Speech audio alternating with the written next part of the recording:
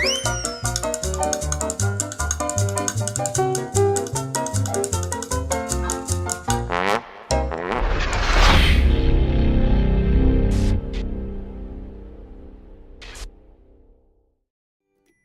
DJNTV show is sponsored by DJ Event Planner, Electra Voice, DJ Trivia and DJ Bingo, ProX Direct, NLFX Pro, Promo Only,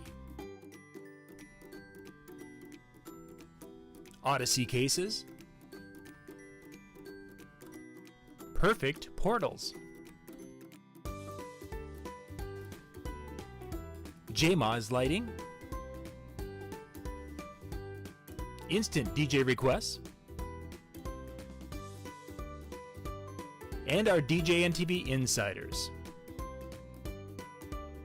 This is John Young from DJNTV. Thanks for watching.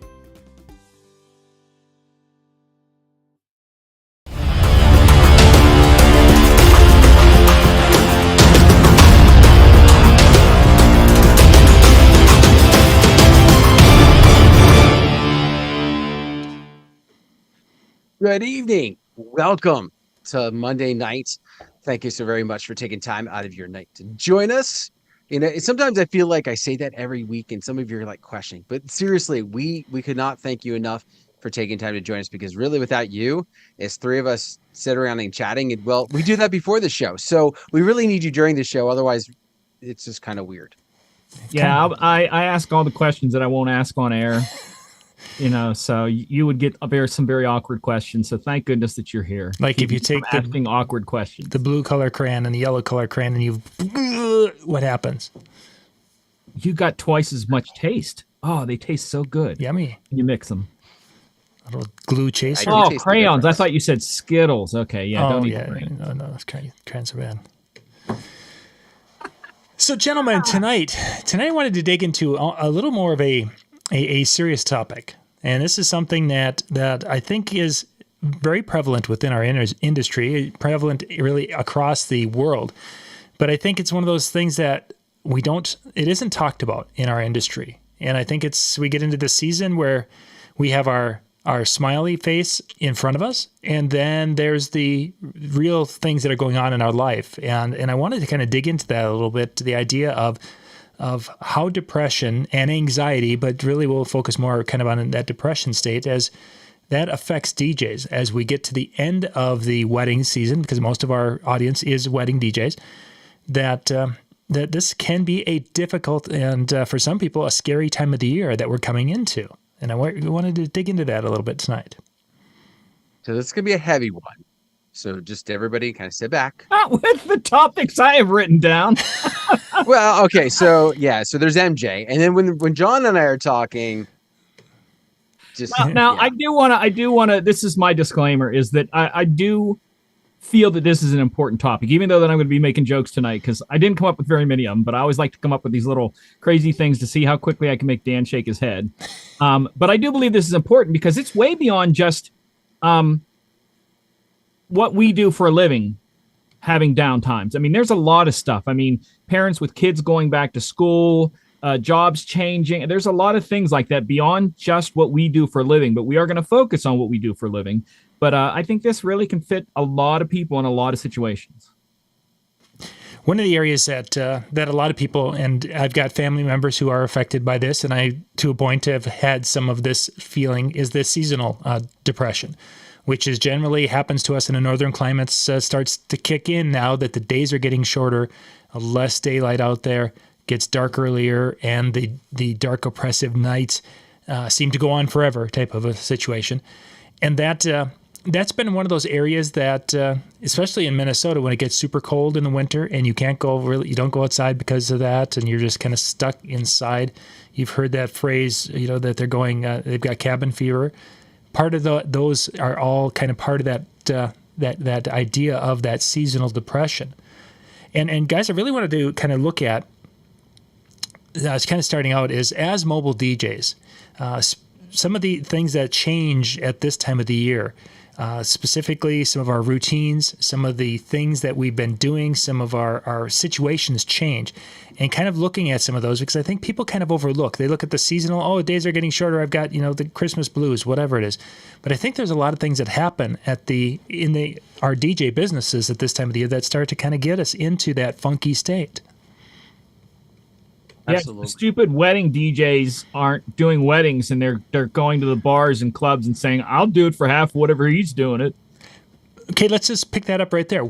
The reason they're going, no, that's a great start, because one of the areas in which I think a lot of DJs, we get to the end of our season, and Dan, you've been doing weddings, every couple of weekends, every weekend here for a while, and you've been super busy, and of course, you look at that checkbook come Monday or Tuesday, that's got to be it looks pretty good at this time of the year compared to the middle of winter. Yeah, I mean, it's one of those things that as soon as they hit, like, we know that I have my regular job, right? We have my Monday to Friday, right? So that fortunately helps. But yeah, it's one of those things where every Sunday or Monday I take out my payment from the wedding, and so that pads things really nice. And yeah, come November, I'm like, this is awesome.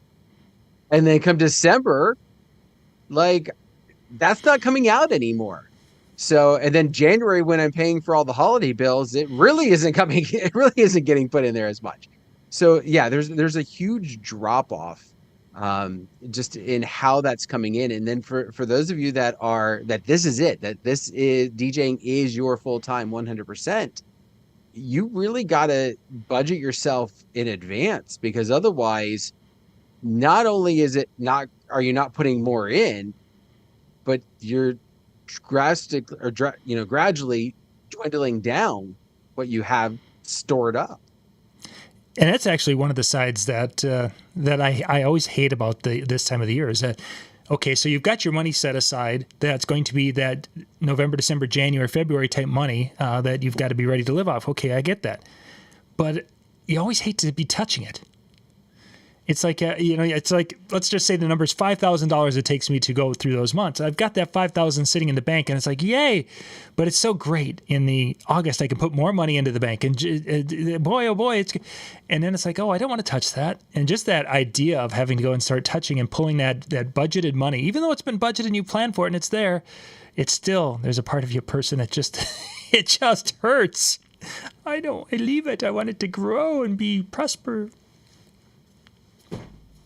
One of the and this isn't the direction we're necessarily going tonight, but obviously something to talk about with regard to, and you mentioned about budgeting, but I think also one of the things that you can do to potentially help yourself long term, right? Because I know there's a lot of DJs out there who they do an event and they take a percentage out.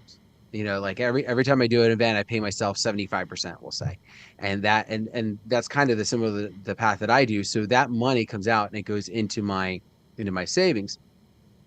And so that's the kind of the brain power I do with it. But those of you that are kind of in that full-time thing, I think it'd be better for you to figure out, okay, I'm budgeting to pay myself, what's a steady income that you could make year round, and then the business is paying you. And so then it's not your personal account that's dwindling down. Your personal account keeps getting money in year round, which could help with some of that. And then and then your business one is, that one's going to start to dwindle, but that's separate. Like it doesn't have to feel like you're hurting yourself. It's the business entity that is paying you as the owner. I don't know I forget who it is. Profit First. Yes. Jason Spencer and Mike Malovich. Anyway, I remember Jason talking about it. Jason, I knew yes. He got the idea and ran with it from somebody. So, yeah, for sure. That was part of that Profit First. Yeah, so definitely, if you haven't looked into that program or even just the reading material from it, that might be something to help. If finances is something that during the seasonal time gets you down, gets you pulling yourself down, then that might be something to look at to kind of fix, for lack of better terms, so that that's not hurting you. That's not pulling you down. You're looking at it in a different light. MJ, in your circle of acquaintances that you have, are finances a big downer and a big stress? In my circle, you mean both people? No, your circle of hundreds you guys? of thousands. Hundreds of thousands. No. There's a social media post of you hanging out with more than 2 people that That's were not true. him and I. That's true. I do. And they were not Photoshopped. One guy was, but that was only because he showed up after we took the picture, and I was like, "What? Oh man, I don't want to take another picture." And another DJ's like, "Well, just take a picture of him now and throw it in there." I'm like, "Oh, that'd be funny." So that's what I did. Ask the question differently, John, because I'm not sure when you mean by my circle, because I know I'm different. Just like what we have talked about many times, that about 7% of people actually are full-time DJs. And I'm part of the 7%, but I'm also part of a much, much, much, much smaller percent that does not do weddings. So are you asking like me or other people that I know that do both clubs and weddings? It's really non-wedding is what I'm at. Do many of the DJs that you interact with that are more club related, is money a big stress, or is their biggest stress that not so much the money side of it, just that they have to have a gig and they haven't had a gig, that type of thing? Which one's a bigger stress in their world? For me, there is no down season. I work the same year round. Nothing changes. The only thing that gets me is doing a few private parties here and there. And I do pick up a few of those around the holidays. But also I get club gigs around then because someone will want to take a party gig that pays more. And I'll be like, I don't care. I'll just stay at the club for, a few hundred. I don't need to go make 800 at a Halloween party. I no desire to do that. Mm-hmm. So for me, it's different than everybody else because I don't have a down season. I just keep working. But if, like, you guys have weddings planned out a year in advance, 2 years in advance, you at least have something. So if I have a place, like in the past, I had a venue that I worked at that caught on fire. And for the next 2.5 months, I didn't have income because I worked for them 2 nights a week. So that's bad. So that's why I try to split up everything that I do so that if I lose one place, which our business has a turnover, if they just like to change things, I'm not stuck without something. Mm-hmm. So when I made the joke about DJs coming in and doing it for less because they're desperate during the off season, that happens. And it makes me literally want to curb stomp people. You're not more talented than me. You're not more popular than me. They don't like you better than me. You just said you'd do it for less. No other reason. Mm-hmm. So you're a cheap DJ. That's how you get categorized by me. You're not a good DJ. You're not a talented DJ. You're a cheap DJ. So is that a stressor? Because that happens a lot in the circles. You've talked about it for the last number of years. Is that a stress point, or is it an anger point and people get beyond it? It isn't. It isn't like Dan and I look at that empty schedule and we're like, oh my gosh, this is, obviously we have other sources of income also, but we look at that and it's like this, if this was our only income, it'd be tough. It is. Everything can be a stress in a different way.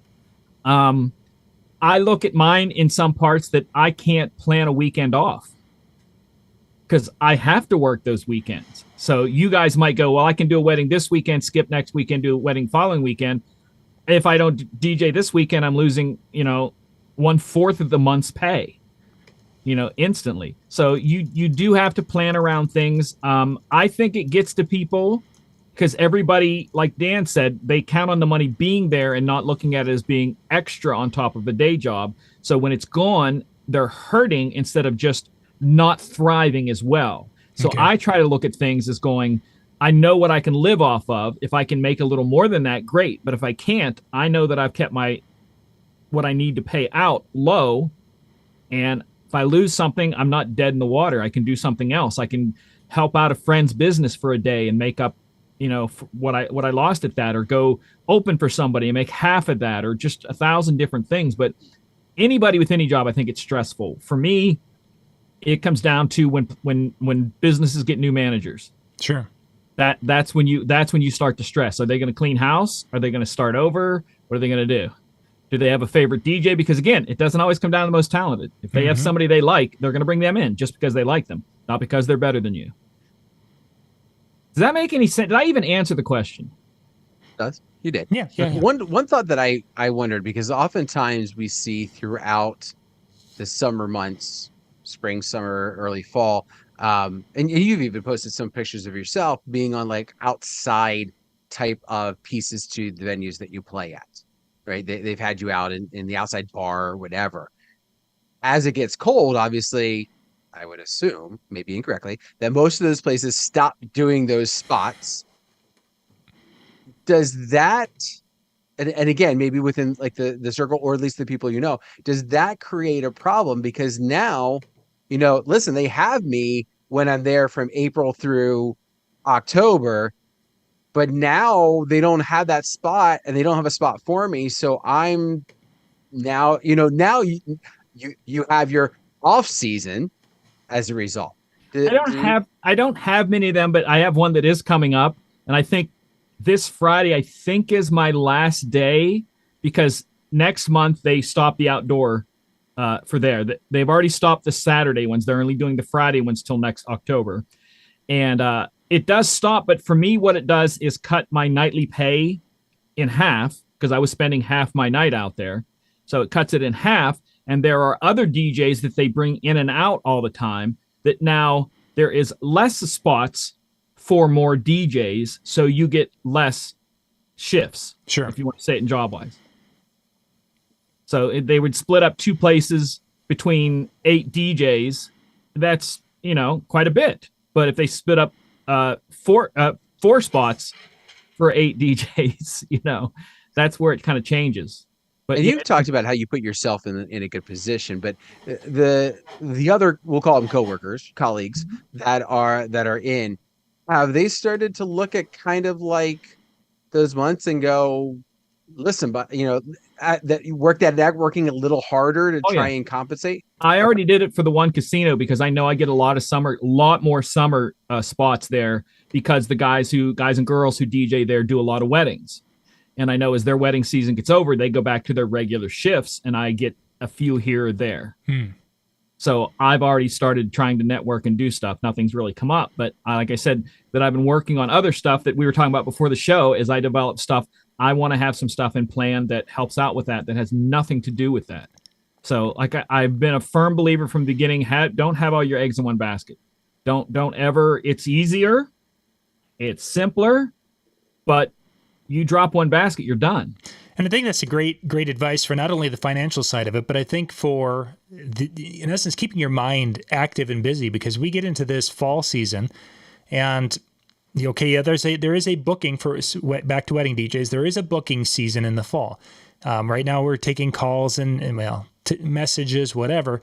But we get to a point between the holidays that there's just not much communication that happens. Some DJs do have a little bit, but it can quiet down from Thanksgiving, about a week or so before Thanksgiving until you get to that Christmas break.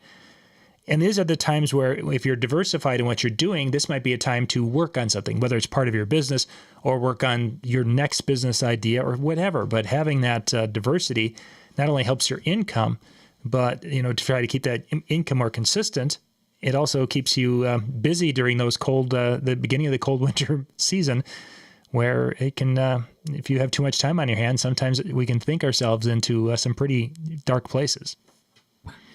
Which ties us into last week's video about keeping your head busy. Oh, yeah, keeping. Yeah, because that is a big thing. Because if I don't care what type of DJ you are, if you have that stressor, that can that build and build and build and build and overflow into other areas of your life that you don't want it to overflow into. So you have to guard yourself. I mean, I don't know. That's just me. So it's kind of looking through a list of tips to how to deal with when you are in that depression, how to kind of try to start working your way out of that, or working through that process. And it's interesting is some of the things it talked about. One of them was routine, the developing of a routine. And I think to myself, I'm one of these people who is very, very, I have a routine, and when I'm the happiest when I have that. I get up at 5:30 and then I head down and I'm doing some quick little updates in the morning before everyone else is up, and I want to have everything done by 6 a.m. Then I go sit and have coffee and read the newspaper, have breakfast. Then the kids are awake, and there's this routine that a person gets into. Then they're gone. Then I work on this for a while. Then I do this. Then I do this, and it's such a a comforting thing to have a routine like that. And I find that the days when that gets, messed up because of a doctor's visit or messed up because of this or that, the other thing, it's really, really a bummer. And I can feel myself after a few days of that, especially if that routine has been broken and I've missed getting out and hitting the exercise bike or going for a walk or getting some activity. It's just you start heading down that trail towards that dark place. And it's one of those things that it's like, I wouldn't have thought 20 years ago that routine and paying attention to some of these things were as important as they were. But now as a person's gone forward, it's like, gosh, I can understand why my grandfather was so adamant that he really protected his daily routine. And he's like, this is the time we're going to, this is when I go and do those types of errands. I don't do them down here. I do them over here. And now it makes more sense to me as I hit into that kind of stuff. Well, but I think in the same respect that's one of those things where not just setting up the routine, because a lot of us have those routines during our seasons, right? Whether it's this is the day that I make sure I download my music. This is the day that I make sure that I'm collecting all the things that I need to have for this upcoming weekend's events. This is the opportunity of when I'm going to do my meetings. Like this is the night that I try and always make sure I have my meetings.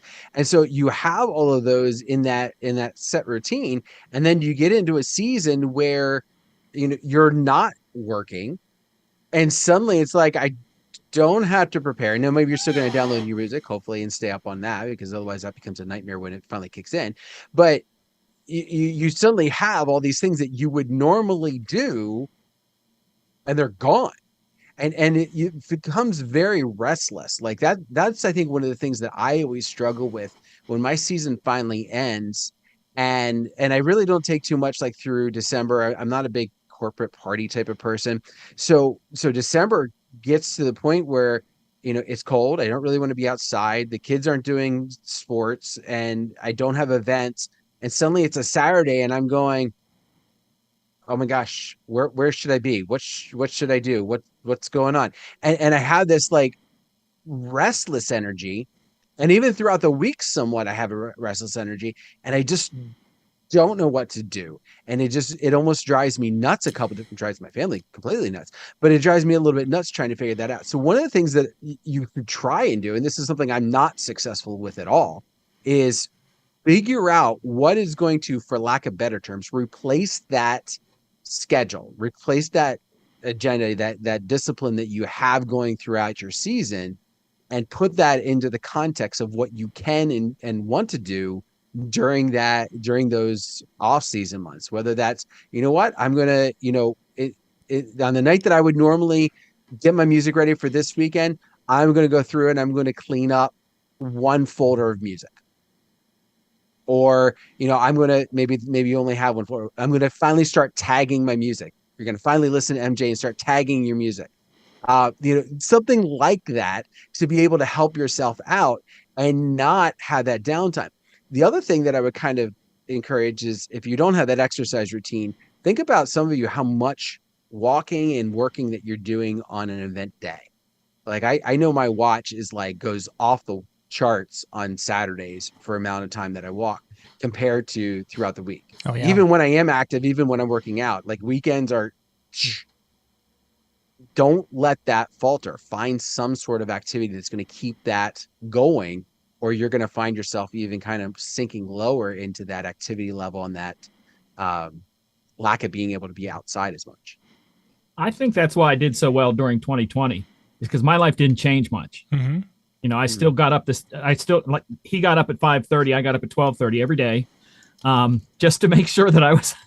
Now, I did the same. It was much a routine for me. The only thing that changed was not going out on the weekends and DJing, but that I spun at home. So routine, that's why I loved it. There was less stress for me, aside from the original part where none of us had any income coming. But I was still doing the same thing. So my routine, and that's one of the things I was going to say, John, in psychology, routines are our comfort zone. Mm-hmm. Now, comfort zone, people say, oh, you got to get out of your comfort zone, but comfort zone is also one of your most productive zones. So you kind of have to think about it that way. It isn't always your most creative zone, but it's your most productive zone. So keep those habits that you have, if they're working during your your season that you're working, like Dan said, try to figure out how to keep them identical in some way. So also that when you go back to that season, you're not trying to play catch up. And now what the heck? You're going to be able to step when it's ready to go. I know guys who quit downloading music during COVID. And I'm like, you're insane. And then they were like, hey, man, can I have some of your music you downloaded? I'm like, no, I did the work each week. Can I also say a seasonal thing that bothers me a lot is right after Easter, the Reese's peanut butter eggs are gone. And we have all the way until October before they're replaced by something similar with the Reese's, pumpkins. So that's a real bad time of year for me. That would be. It's tough. I just want to say how hard that is for me. We should have really focused the show on that. I don't think I saw a firecracker. No, I'm saying could they? It's not the same because you understand that the egg has the most peanut butter of all of their Christmas trees, pumpkins, all of that. Yeah. So it's a very special time for me, and then it goes away, and I have to wait till fall. Yeah, pumpkin's the closest. And that's the closest I'll have. So, it's tough. That is sad. I feel sad for you. So another one of their tips is talks about doing something we enjoy, and it kind of there's a level of irony to that kind of a statement because as a wedding DJ, some of the things that we like to do is we like to go and perform on a set. We like to create and we like to help make magical moments. We like to put that money in the bank after the show is over, prepping for moving gear and fiddling and doing all these things and feeling that level of need and that we have value or can bring value to someone's day. All those things are things that a wedding DJs love to do. And then all of a sudden it's like gone in our case, can be gone for up to 6 to 7 months, it seems. We basically from like November, we got November, December, January, February, March, and I get back, 6 months later. It can be really kind of a downtime because, again, one of those things or multiple things that you enjoy doing so well or so much is kind of almost taken away from you, it feels. That can be tough. You both are married. So how is that is it a realistic thing to look at your, as they call it, the honey-do list that time of year to replace maybe some of those routines of things or...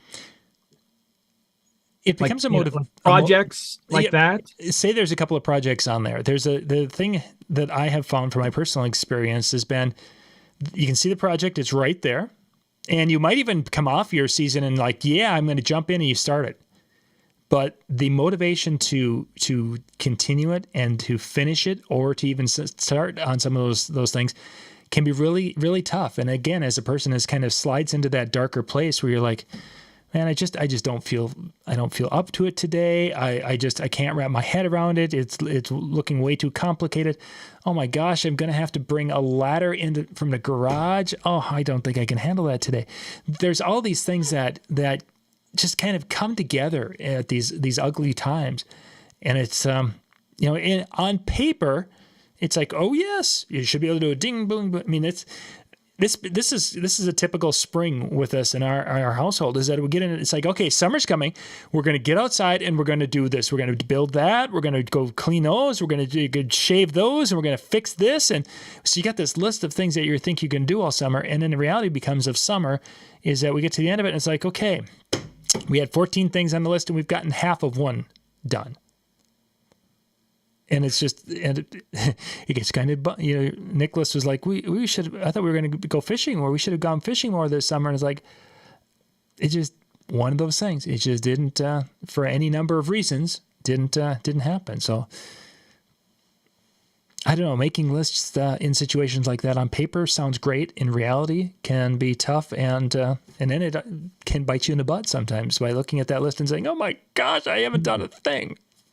Yeah, and I think it's also you hit on it before MJ's question was the idea of we have these things that we really enjoy doing, right? We really enjoy the idea of going out and playing and the feeling that gives us in working that event, and you take and you try and replace it with an obligation, right? It's like if your hobby is building things and working with your hands and doing that kind of thing, then some of those honeydew lists can be rewarding, right? Because you have that talent. But if they're not, and it's cleaning the gutters because the leaves got in them, that's probably not that glamorous enough to really want to do it as a replacement for the thing that you really enjoyed. Like, I really should not be on the show tonight because all these things you're saying, Dan, it's like, I don't DJ for glam. I don't DJ for attention. I don't DJ to entertain. I don't do any of that for that. So for me, getting away from DJing is the same way of walking away from something else. So I don't, that's a tough thing for me to see, is that when I'm not entertained, like during COVID, I was happy I didn't have to be in front of people. Mm-hmm.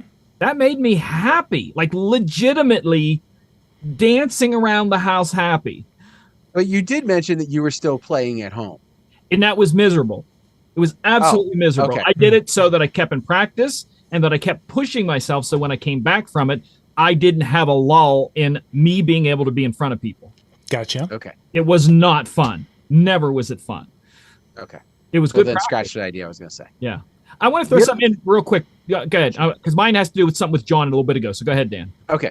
So one of the other things I think that tends to happen, like you mentioned about the honeydew list, there was a show I was watching the other day. I don't even remember what it was, but the character had just like retired, right?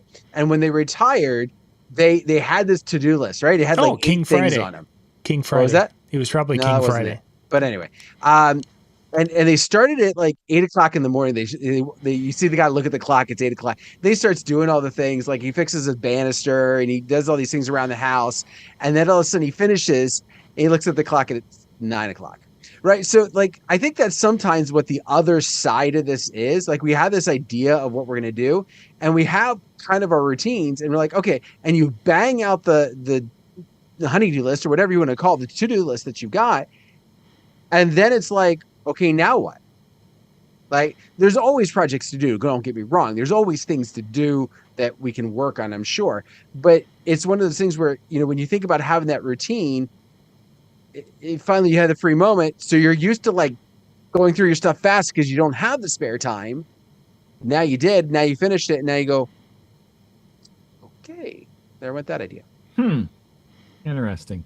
I'm going to have to think about this because I know I'm not even in the same realm with that mindset, because to me, I'm working on 20 projects at the same time. I was literally yesterday while I was watching a movie, jotting down ideas for another project that has to do, once the book gets out, to then generate some, what's that called? Money? Yeah, well, money that you don't really working for. Residual income. Residual income. And I'm looking at more ways to do that. And so there's always projects, but to me, all the stuff I'm doing is creative. So I would never run out of stuff. I mean, I swear that if I didn't DJ, I would maybe try painting. And I tried painting because my mom was an incredible painter. I hated painting because you'd have to clean brushes and stuff. I never enjoyed that. But I thought that would be a push challenge for me, that if something like that happened, that would be another challenge. I would take big canvases and try to do something. So it's tough for me to be in this with you guys. So I hope that I'm helping and adding tonight. But the thing I wanted to say was that, John, I read a book a while back called Everybody Lies. And it was basically looking at what people type into Google search, not the results they get. And there was a thing, no matter where you are in the country, when the because he compared them against so many different things. When temperatures get into the single digits, people typed in things about being depressed, no matter where they're at in the country, Canada, US, whatever. When it got down to single digits, that seems to be a trigger for people going into a little bit of sadness and stuff like that. I can definitely see that. Yeah, it's not just your area. That's a thing that, you get into that, and that's tough. It's real. You might think, oh, it's not, it's real. Yeah, I definitely, we experience it up here. And it becomes, there's a reason why, Minnesota, Wisconsin, some of these northern states, alcohol in the wintertime. That's when a lot of it is consumed. That was also one of the reasons why the Lenten season is such a big thing up here, is that would be the time when some of the churches of your past would push to have people kind of drying out after the drunken holidays, for lack of a better way to describe it. And that's also, kind of at the end of our, as it starts to, our dark winter becomes lighter, for lack of a better way to describe it. So yeah, it is definitely a real thing. Can I also say another thing that I get really depressed about? Okay. When little chicks hatch from the eggs. because that's the longest time until I get to eat them. If they were still an egg, I could eat the egg, but they've hatched now, and I have to wait a while before I can eat them. It's so sad and depressing. That would be tough. And that one didn't get Dan to shake his head. Darn it. Nope. Nope. I was sending a note. It's okay. Oh. Don't forget to put it. Oh, okay. Yeah, I forgot about that. I can't see Dan's typing stuff, and I'm trying to make him shake his head. And it's just a nil time thing. It was better. It was better with the Reese's, but the Reese's are like my thing. I don't have anything else other than complain about football depresses me. But hey, whatever. Before we go any further, I think it's very interesting the fact that I wore the shirt for tonight and you didn't. You did, yes. You definitely wore the chat or the shirt. The shirt for I just like to point out the fact that Dan's the only one that doesn't have a collar on tonight. Well, this isn't much of a. So of course we've got the different situations. You know, the financial side for mobile DJs, the lack of business, or the prep of whatever it's going to be. The slowdown. Let's call it that can affect that. Let's look at the family side a little bit. Does family at this from fall into the winter, does that feed into, or does it alleviate for most people when it comes to a seasonal depression or a downtime of the year? I'm gonna have to let you two answer that. I can't answer. Not even. I have nothing to answer. So what I find, and you can think about maybe some of your friends who have families, but with that being said, I find that sometimes it tends to make the start of the season again harder, because they get used to having me around all the time. They get used to having me in and out, and the boys do not do any winter sports. So they're around, I'm around, my wife is around, like we're around.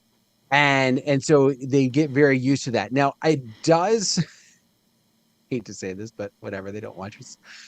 It does create some stressors, because in the same respect, we're all together in the house, and sometimes there's tempers, or there's moodiness, or my oldest is a teenager now, so those of you that have kids, you understand what goes with that.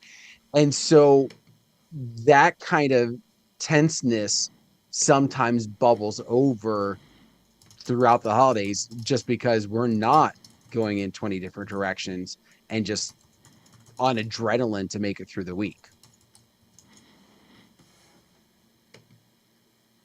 My computers are here for me no matter what.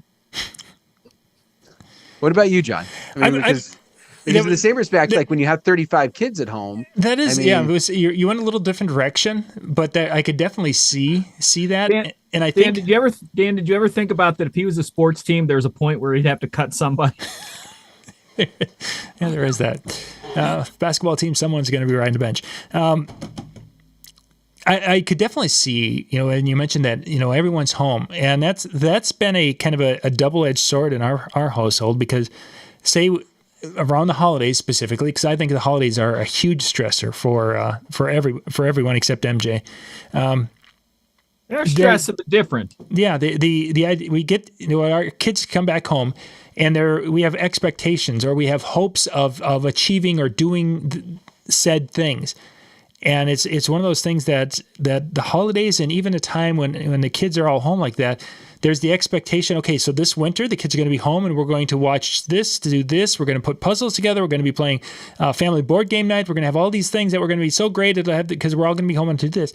And you have these expectations. And then as the days trickle on, desires of what you'd like it to be and what reality is, and it can be such a downer. And we've seen it with the kids over time, is that, okay, so we're going to, one of the years there was when a Star Wars movie came out in December, and we were like, okay, we're going to go see it this weekend. Well, something came up. I don't remember what it was, but something came up. We couldn't go see it. Then we'll catch it. No, before long, it's like mid-January, and the kids are like, yeah, we don't even care anymore, because just of how things went. And it's that your expectation and excitement and what do you want it to be, and then what reality happens. And sometimes you're putting that expectation too high and building it up. And then when it doesn't happen, it can be really a huge downer. I think one of the things that we've kind of hit on a few times is this idea of there's high expectations and that. And I think one of the ways to potentially maybe help that, especially if you're dealing with other people in your lives and those expectations, is to make sure that everybody's kind of on board with that process. You know, you and your spouse maybe come up with something and you don't really bring the kids in, or maybe the kids talk about it and they don't bring you in on it, or whatever might be the case. Uh, and then you kind of get differing, splintering of views. Like, I want to do this. Well, I want to do this. So, I want to go to my friend's house and have a sleepover, or I want to, whatever. And so you're kind of going in different directions, and it really kind of creates a problem for those hard and fast things you want to have happen. And I think one way to get around that is to just do that. Like, when you find the things that you all agree, these are going to be our non-negotiables, right? Unless you have a hospital style emergency, that's what's happening. I know we've done that a couple times with the boys. Like, Brendan and I really got into, watching The Mandalorian. And so we made a point that it was because this was nice. It was during like the off season, like every Saturday, like in the late afternoon, because it would be dark enough for the scenes and not have the window effects. We were going to make it a point to see that. And so every Saturday we did that. And so he even knew, like, if he was going to a friend's house or whatever, he would tell his friends, listen, I can't go until this time. My dad and I are going to watch this together. Sure. And it became our routine, that because that was a weekly thing. But it became our routine that we really enjoyed and followed throughout. And so I think sometimes having those types of things talked about and come together on can alleviate. Now, I'm not saying like John's situation wouldn't have happened, but for those other moments, sometimes that can, the more you talk about it and come to as a collective group, the more ownership it is over that situation. Yeah, that's definitely having that ownership divided amongst others, and then them having that idea that this is basically going to be, we all agree that this is it, is a lot easier than saying, okay, everybody, we're all, December, Christmas is December 25th. Well, since it's Christmas, I'm sure we're going to do something and it's going to be great. And sometimes when you just, making the assumption, it can be not great. And then we get oh man, it was crappy this. And then it feeds into that dark place, rearing its head. We got a few more minutes. I want to circle back. We talked a little bit about we mentioned the holidays, and I want to kind of combine the whole concept of the holiday world when it comes to money, and this becomes a big factor for a lot of people.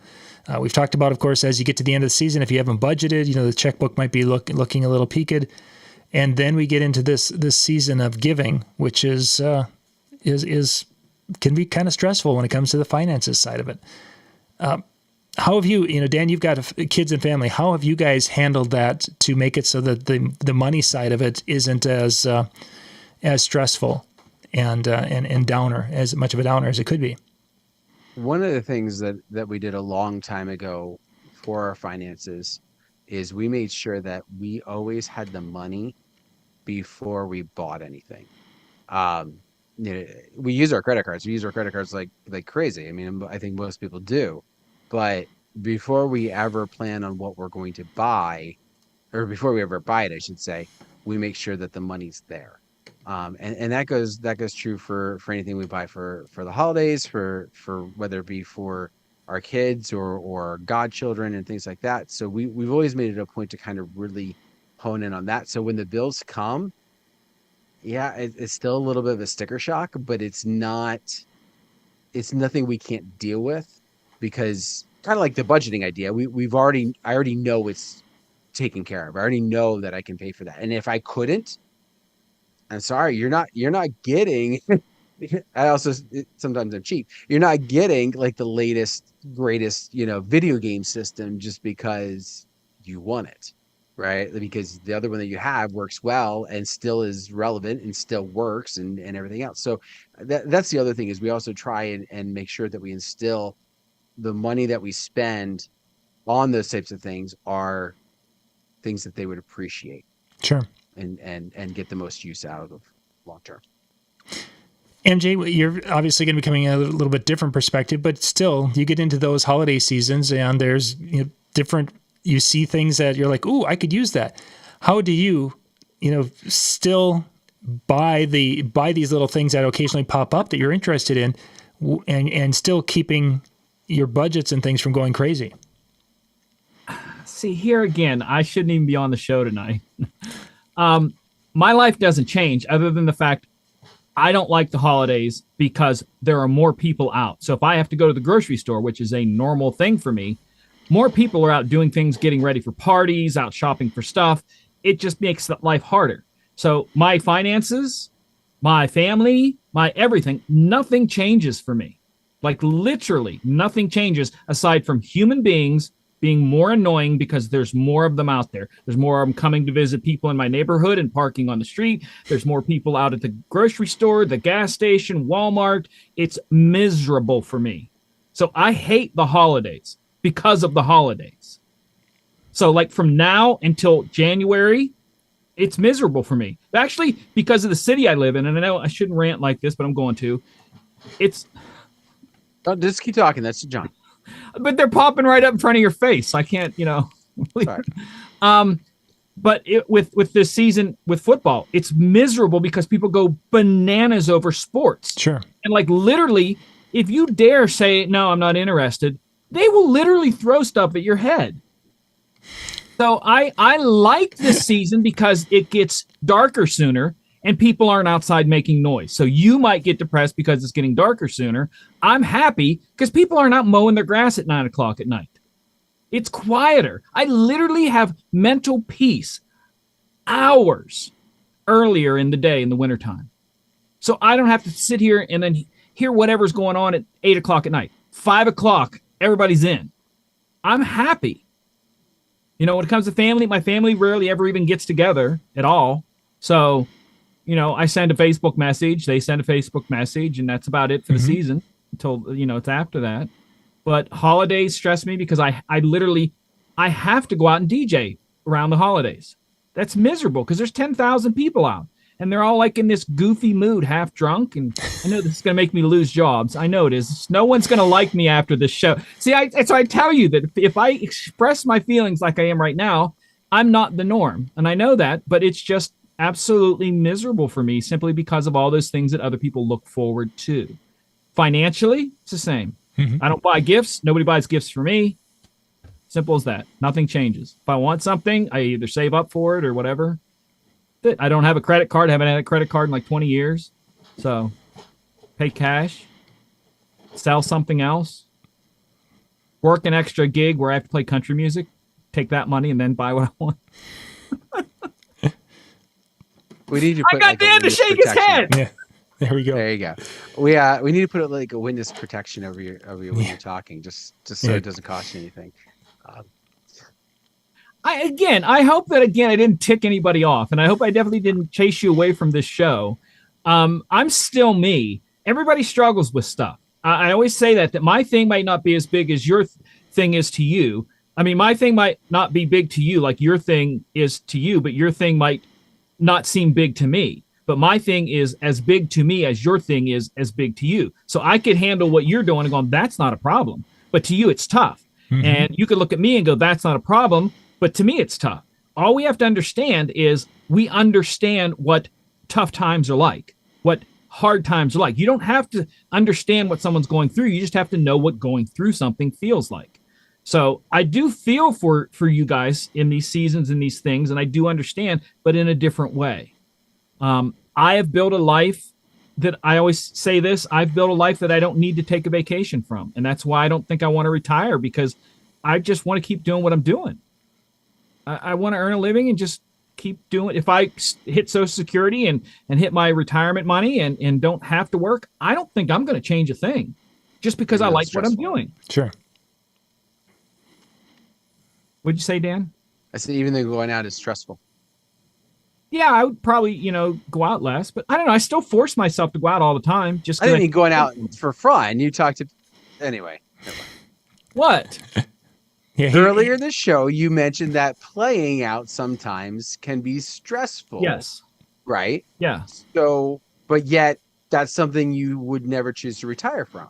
So I just kind of find that was interesting. Because it's a part of being creative. It is a very good creative outlet. I'm stressed going, I'm stressed leaving, dealing with people, but that is a creative outlet that if I could find, like, go back, like I said, back to what I said earlier, painting, maybe I would like that. I don't know. But it's all part of my creative stuff. That it is a different. I think DJing is one of the most interactive points of entertainment that there is. A singer sings his song beginning to end. A guitarist plays their song beginning to end. We are ad-libbing constantly. If a band has a set list, they're not going to vary off that set list very far. We get one song into our playlist and we're done.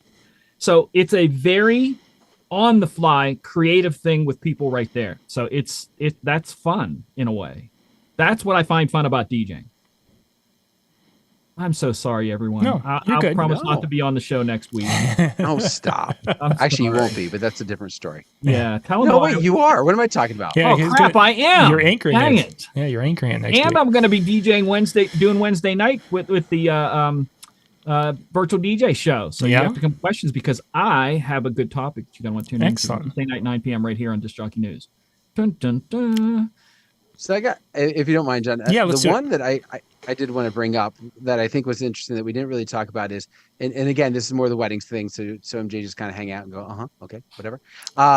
Is that during this time, right? You know, when we don't have the events, one of the things that does seem to ramp up for a lot of us is this push for our marketing, right? Because a lot of our bridal shows, a lot of our wedding, expo type shows are going to be during this time period, during this downtime. I know the ones that I typically have are January and February, maybe a little bit into March. So they're heavy during this time.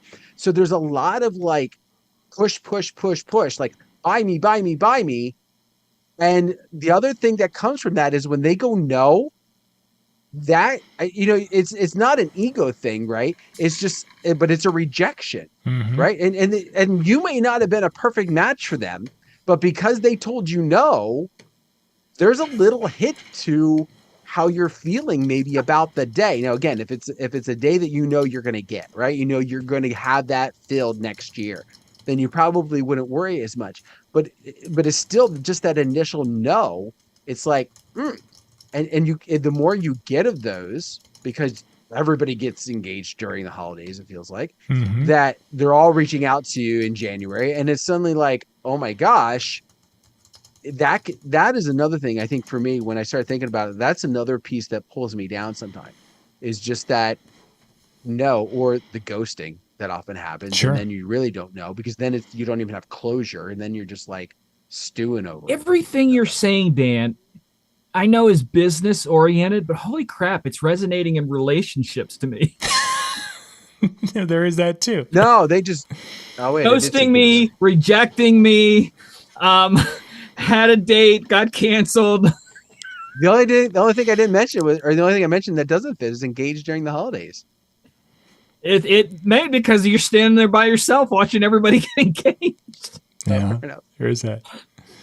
So yes, mistletoe is my apparent kryptonite. I don't know.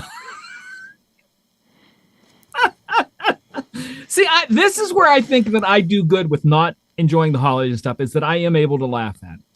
I know it's not going to crush me. It's not fun, but I know I'm going to get through it. And that's, I think, one of the things that you have to look at all of this off-season depression. It can spiral into a point where you don't feel there is hope. And as long as you know in your heart there's hope, spring is going to come. It's not going to kill you, if I can use that phrase. And that's an important thing to hold on to as you go through this stuff. For sure. And one of the nice things is to know is that you're not alone. There's a lot of other people who are going through different levels of it, some more, some less. And it's not, you can talk about it. I mean, I've had conversations with dozens of DJs over the years about tough times that they've been having. Some have been, a single call. Some have been multiple calls. Some are regular people I talk to, and they've all gone through dark times and have had situations. We all go through it. It's something that maybe the chill room, you get to know some people there and they become part of your support network. Maybe you've got some friends locally. Maybe you've got some friends you meet on, whatever it is.